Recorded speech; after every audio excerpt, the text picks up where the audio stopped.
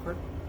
Welcome you guys to this first part for me fixing the longer lk5 Pro.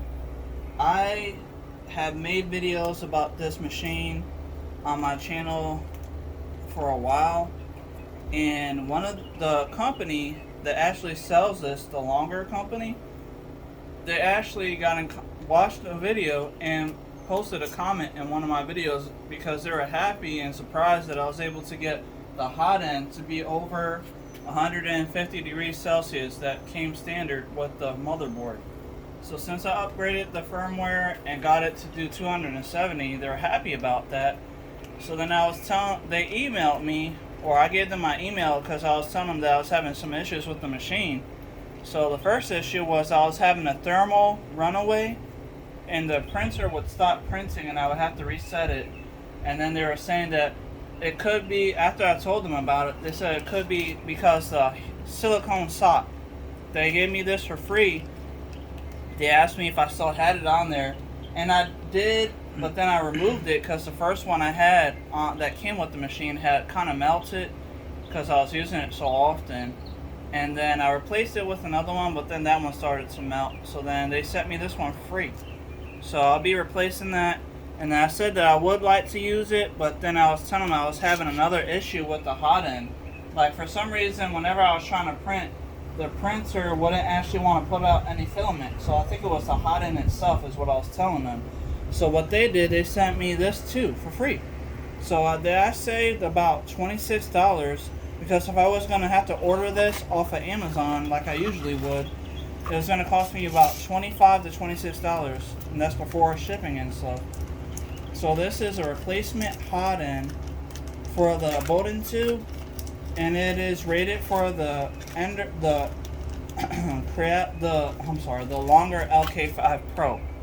So this is the hot end that they sent me. Is brand new, and it has a thermistor. You can see the white wire is a thermistor for the temperature, and this connector right here, this green one, actually plugs into the motherboard, I believe, and it has some flat head screws so that we can release the heating cartridge wiring, but I don't need to do that. I'm pretty sure all I have to do is just take this one off and get to the wiring, and underneath the machine it should have the motherboard where it has everything that the plugs that I need to connect into.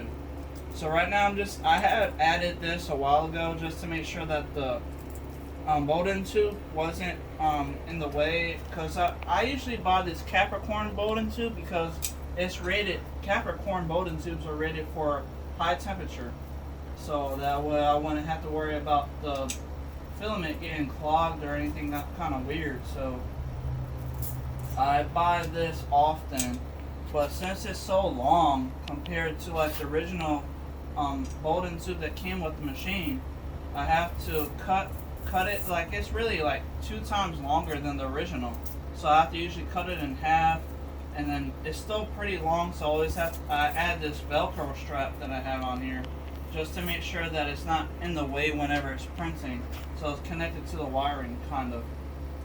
So then all I gotta do is clip off this zip tie. I have these are just regular thumbnail, your toenail clippers.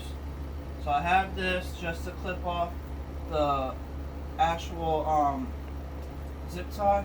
So I just gotta snap that to get it off. There it goes.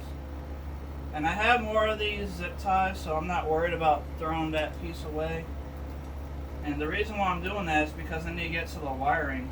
And also I wanted to mention, on the cover for the fan, I actually had to add, these are actually M3 bolts that hold it in place, but the actual threading was actually messed up. Like, there's not really much threading left, so I had to add an new M3 bolt with an M3 nut, and I bought that from Lowe's many months ago. So right now I'm just using this Phillips head screwdriver, and you can see I got the M3 bolt right here. That's the nut. and then the bolt, all I gotta do is press it out because the threading on the original holder is warped and kind of like no longer useful, or I can't use it. So now I'm just removing that one and this top one over here, and all the threading on both of the threads for that mount for the fan cover, it's not, it doesn't work any longer. It's kind of like warped, or like brought down to nothing. It's really just holes now. So I'll just add these M3 screws and M3 nuts to hold it into place.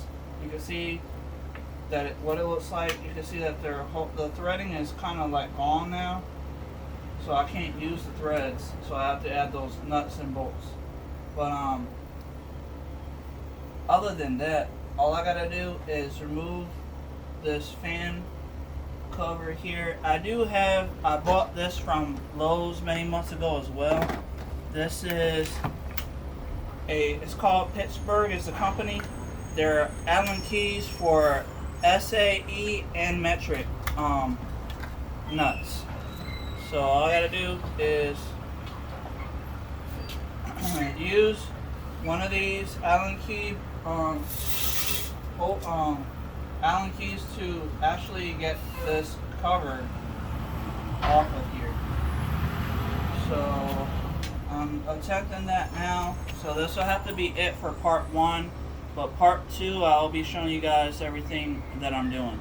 Thank you guys for watching. I'll see you guys next time.